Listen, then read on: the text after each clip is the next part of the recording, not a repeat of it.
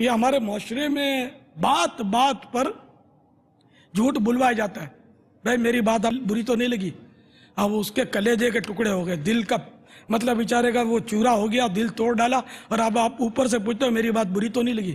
اب وہ آپ کے شر سے بچنے کے لیے بول رہا ہے نہیں اس میں بری بات کیا لگنی ہے, آپ ناراض تو نہیں ہے, اس میں ناراضی کیا بات ہے؟ حالانکہ ایسا کھار کھا گیا کہ تو میرے ہاتھ میں تیرے کو چھوڑوں گا نہیں. اور اب وہ مجھ سے بیچارے کو اب خامہ کا جھوٹ بلوا رہے ہیں. اچھا, دو آدمی بات کر رہے ہیں تو تیسرا آ دھمکتا ہے, میں آپ کی باتوں میں مخیل تو نہیں ہوا. اب یہ کہ ٹھیک ٹھاک مخیل ہوا بھائی کو, ہم دو بات ایسا اچھا موضوع لے کر بیٹھے تھے, تم ٹپک پڑے اور اب اوپر سے پوچھ رہے ہو کہ مخیل تو نہیں ہوا. یار کوئی بولے گا نہیں کہ مخیل ہوا, وہاں بھی جھوٹ بولیں گے, ارے نہیں کوئی مسئلہ نہیں ہے, آپ کے آنے سے تو بڑی خوشی ہوئی.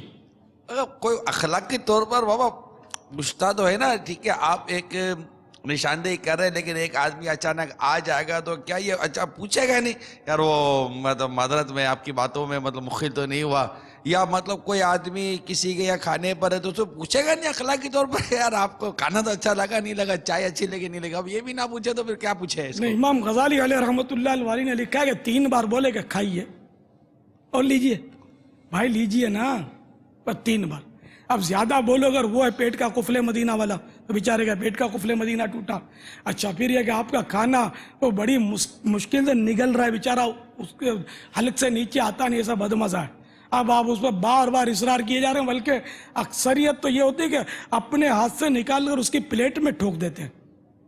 اب وہ بیچارہ مطلب جبرن قہرن کھا رہا ہے, کولیسٹرول اس کا ہائی ہے, لپڈ پروفائل اس کا ڈسٹرب ہے, شوگر کا مریض بھی ہے ساتھ میں, اور آپ نے وہ میٹھا چمچ بھر کے زردے کا ڈالا تو وہ اس کے سینے میں بیچارے کے جلن ہے, ایسیڈیٹی کا مریض ہے, آپ نے بھر بھر کے وہ شوربہ اس میں ڈالا گرم مسالے کا, مطلب آپ اس کو مجبور کر کے کھلایا.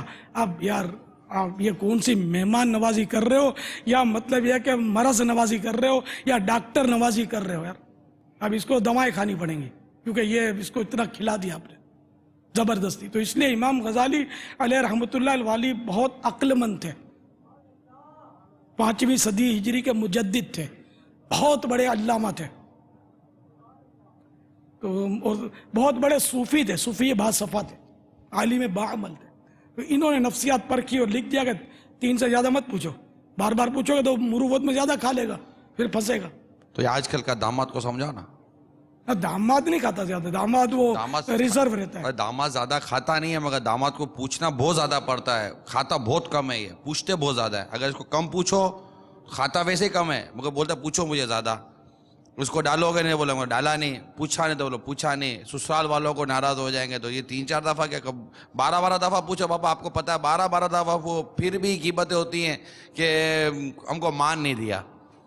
اس کا کیا حل نکالو گے آپ پھر؟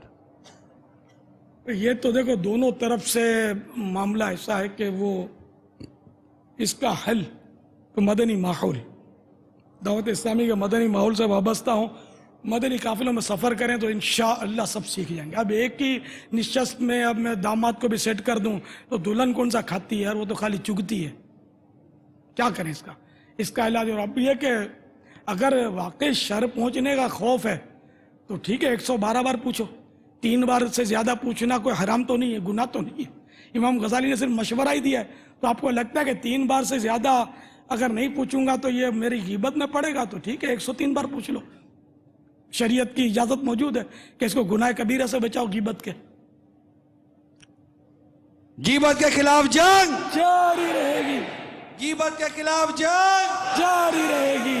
نہ غیبت کریں گے, نہ غیبت سنیں گے, محبتوں کے چور.